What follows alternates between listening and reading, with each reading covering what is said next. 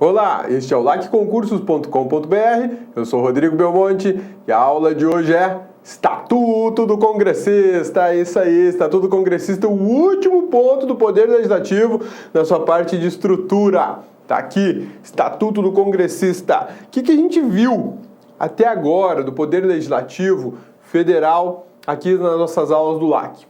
Congresso Nacional a gente já viu, Câmara dos Deputados também, Senado também, e hoje a gente vai liquidar este ponto aqui, Poder Legislativo. Hoje você pega seu material e faz assim, ó, Poder Legislativo com a parte de estrutura.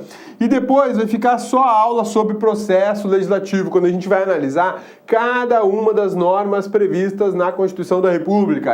A gente vai analisar a existência da própria Constituição, a existência das emendas constitucionais, leis, medida provisória, decreto e por aí vai. Artigo 59 vai ser objeto da nossa próxima aulinha. Deixa eu pegar o apagador, que ele não tinha que estar aqui, ele tinha que estar ali, né, cabeça? Beleza? Sussa, tranquilos? Então é o seguinte, agora a gente vai falar sobre o Estatuto do Congressista.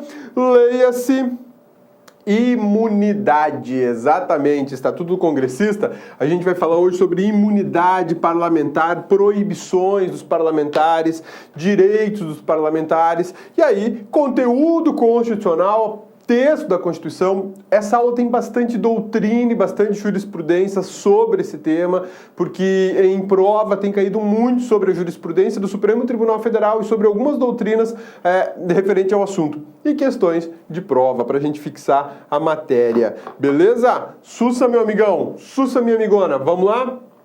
Estatuto do Congressista. Constituição Federal de 1988 trata desse assunto em dois artigos, dois não, né? Em 4 artigos, do 53 ao 56. Aqui a gente vai falar sobre imunidade parlamentar, vai falar sobre proibições, sobre direitos, sobre punições dos parlamentares. É um assunto muito interessante e muito rico para o examinador. Tem muito detalhezinho legal aqui para cair em prova. O examinador faz a festa com esse assunto. O que é o Estatuto do Congressista? Para que ele serve? Qual que é a importância disso no cenário republicano brasileiro? A gente bem sabe que a República Federativa do Brasil possui 3 funções de Estado. 3 funções de Estado: Executivo, Judiciário e o Legislativo. Dentro do Legislativo a gente tem a Federal, dentro do Legislativo Federal a gente tem uma estrutura chamada Senado, uma estrutura chamada Câmara, e quando elas se juntam a gente tem a figura do Congresso Nacional. Essas atividades legislativas, elas são devidamente regulamentadas pela Constituição da República. E uma das grandes regulamentações é isso aqui, ó, Estatuto do Congressista, que é um conjunto de regras, é um conjunto de normas existentes no texto constitucional sobre a atividade parlamentar federal. Sobre a atividade parlamentar federal. Parte destas regras tem repercussão nas constituições estaduais. A gente vai ver que boa parte dos assuntos referentes ao Estatuto do Congressista é aplicável ao legislador estadual e, em parte, ao legislador municipal.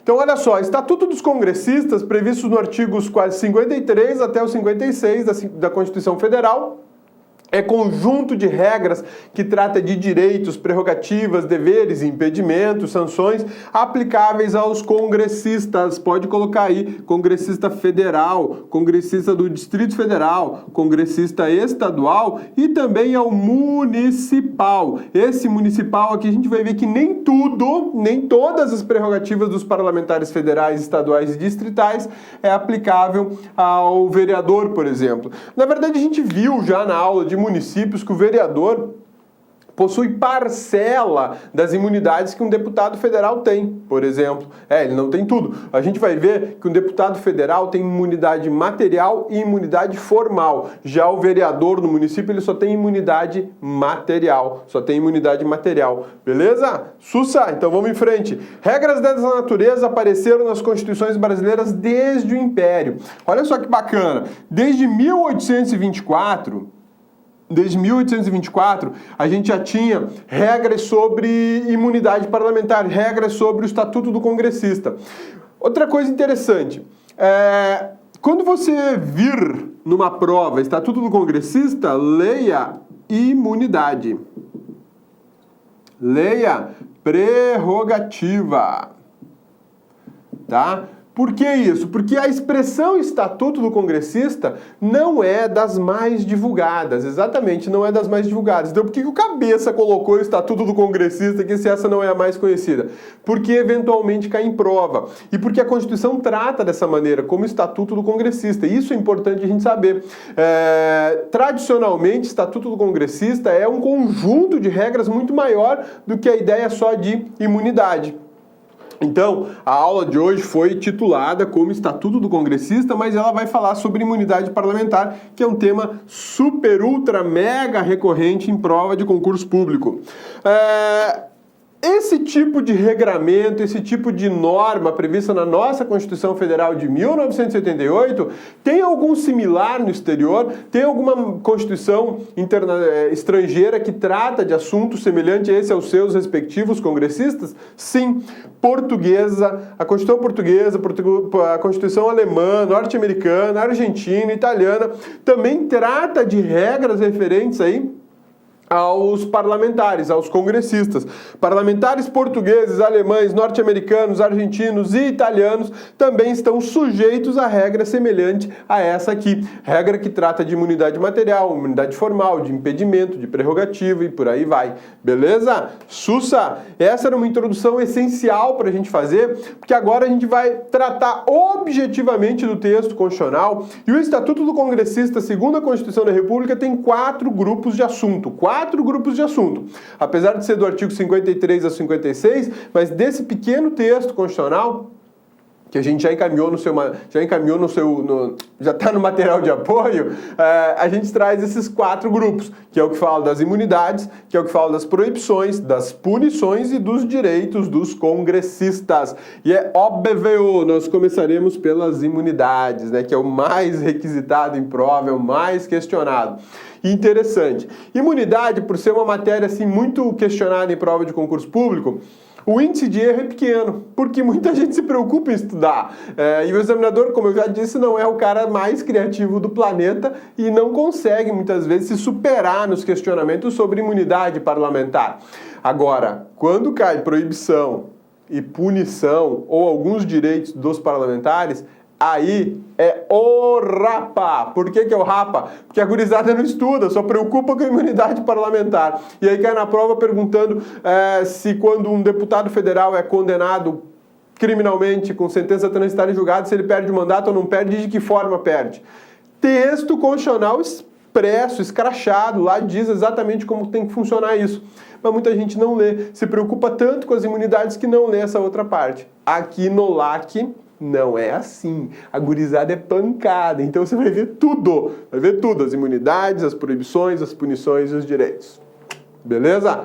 Vamos lá. Imunidade parlamentar. As imunidades parlamentares surgiram na Inglaterra, isso aqui é muito bacana, né? O parlamento, de forma geral, o berço dele é a Inglaterra. Foi na Inglaterra que surge aí o bicameralismo, que a gente viu no início das aulas do Poder Legislativo, é o embrião daquilo que nós adotamos no Brasil. Nós adotamos o bicameralismo no Brasil, mas não é o inglês, é o norte-americano, é o federalista. Mas a origem de tudo isso está na Inglaterra. A Inglaterra é o grande centro produtor de normas referentes ao legislador, referentes ao parlamento, né? É uma instituição muito importante, por sinal, lá na Inglaterra, tanto que lá eles têm primeiro-ministro, que é um parlamentar que comanda todo o país, né? Em 1688 nasce na Inglaterra a Bill of Rights, que é a Declaração dos Direitos. Essa aqui é uma norma internacional de direitos humanos muito antiga e é referência no mundo para tratar de direitos humanos. E um dos direitos humanos mais importantes tratados no Bill of Rights é o direito político, o direito político também chamado, ou melhor, o direito político e também os direitos civis. Aqui dentro desse direito político e também dos direitos civis nasce a Freedom of Speech. Freedom of Speech é o direito de falar. É a liberdade de falar, sem freio, sem arreio, sem cabresto, né? Essa é a ideia. E aí, o que acontece? Nessa Declaração de Direitos, Bill of Rights, a gente tem aí, aparece a Freedom of Speech, que trata justamente do direito do parlamentar falar sem ser censurado. A função do parlamentar não é apenas produção de normas, não é apenas produção de lei. O parlamentar ele é o grande fiscal da sociedade. Lógico, no Brasil não é só ele. Você tem o Ministério Público, tem o Tribunal de Contas, tem associações, tem o cidadão, que é um grande fiscal, tem um papel essencial na nossa República, mas o legislador é o grande fiscal. É ele que tem que estar sintonizado com aquilo que o povo pensa, é ele que tem que estar sintonizado com aquilo que o Estado que ele representa está precisando. E aí, muitas vezes, ele precisa falar. A grande ferramenta dele se chama fala. A opinião, né? E também o voto. Nessa hora, um parlamentar pode falar mais fervorosamente, mais incisivamente sobre determinado assunto. Inclusive xingar a presidente da República. Pode falar que ela é bandida, que ela tá roubando dinheiro. O parlamentar pode fazer isso. O cabeça não pode xingar a presidente da República de bandida, dizer que ela tá metendo a mão no dinheiro. Não, o cabeça não pode fazer isso. Por que o cabeça não pode fazer? O cabeça vai preso. E o parlamentar pode por quê? Porque ele tem imunidade. Imunidade parlamentar. A imunidade parlamentar é um escudo, é uma proteção do cargo do parlamentar. Como o parlamentar é um grande fiscal, tem a responsabilidade de fiscalizar assuntos que dizem respeito à sociedade, ao Estado que ele representa, ele pode falar, olha, secretário de esportes está metendo a mão no dinheiro da Copa. O secretário de Fazenda aí está recebendo propina. Olha, o prefeito da cidadezinha tal fez um superfaturamento numa escola lá e a quadra de esporte que era para custar 50 mil custou 500 mil, né? Por que ele pode falar isso? Porque é um fato social, ele traz isso para um contexto técnico, legislativo, e discute, trabalha e pede providências, pede fiscalização, leis mais rigorosas, punições mais apertadas. Mas você já pensou, meu amigão, se o parlamentar não tivesse essa possibilidade de liberdade de fala e tudo que ele falasse virasse um processo contra ele? Porque se ele xinga a presidente da República de bandida, ele seria processado. Sim, seria processado criminalmente, ela exigiria indenização. Agora, no exercício do mandato dele, ele pode xingar, não, a presidente da República é bandidona, ela é a chefe da quadrilha, ele pode falar isso. O parlamentar pode por uma razão muito simples, porque ele tem a liberdade da palavra, ele tem a imunidade para poder falar dessa maneira, porque ele está no exercício da sua atividade parlamentar e ele está agindo no interesse social, ele não está agindo no interesse próprio. A gente vai ver na aula de hoje que a imunidade parlamentar ela tem uma finalidade específica. É a finalidade de proteção da atividade parlamentar. Não é um escudo, não é uma garantia da impunidade. Não, aí não rola, né? Aí seria dar chave da cadeia para bandidagem. Não rola, não tem essa condição, tá? Então, olha só, quando a gente fala em imunidade, a gente tem que lembrar que isso tem origem inglesa, Bill of Rights. Dentro do Bill of Rights a gente tem um direito chamado Freedom of Speech, que é o direito de falar, a liberdade de falar à vontade, né? Isso tornava os parlamentares imunes pela opinião, debates, desde que dentro do parlamento. Olha que bacana. Na Inglaterra, quando isso tudo surgiu, toda opinião e todos os debates, por mais acalorados que eles fossem, se realizados dentro do parlamento, olha só, isso aqui é bacana, né? Se realizados dentro do parlamento, garantia ao parlamentar imunidade. Ele podia xingar até a rainha da Inglaterra lá, não tinha problema nenhum, desde que fosse dentro do parlamento e no exercício da sua atividade parlamentar. Você pode estar pensando assim, pô, mas aí ele vai começar a falar besteira, vai xingar até a gurizada do Corinthians. A imunidade ela tem que ter uma vinculação com a atividade funcional dele. Ela não se presta para proteger o parlamentar de eventuais abusos que não digam respeito à sua atividade parlamentar. Essa imunidade é para o cargo, ela não é pessoal, ela não é dada à pessoa do parlamentar, é do cargo. O que isso quer dizer? Se você tem uma imunidade para o cargo, para exercício do cargo, ela tem que ser utilizada em razão dele. Ou seja, eu sou imune naquilo que eu faço como parlamentar, na minha função de parlamentar. Mas eu sou parlamentar e estou traficando entorpecentes. Ah, fechou, você é traficante e não tem imunidade para o tráfico. Ah, mas eu sou parlamentar e eu posso falar mal da presidência da República, que não tem problema. Sussa, aí você é parlamentar, aí você tem imunidade. Então, grava isso no HD, meu amigão. A imunidade parlamentar, ela se presta para proteger o exercício do mandato parlamentar. Ela não é um escudo para bandidagem, ela não é a chave da cadeia, ela não é a garantia de impunidade por crimes que não digam respeito à atividade parlamentar. Ô Diego, e o parlamentar que pega dinheiro público está praticando crime. É função institucional do parlamentar meter a mão no dinheiro público? Ai, Rodrigo, eu acho que é, porque todos os parlamentares fazem isso. Não, tem muito parlamentar gente boa nesse país e tem muito parlamentar tranqueira.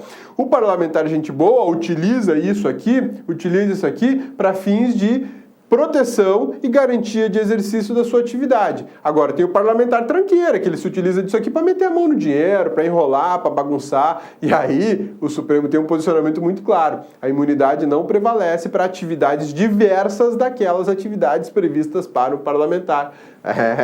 Não tem... O povo, ó, tá de olho, né? Vamos lá?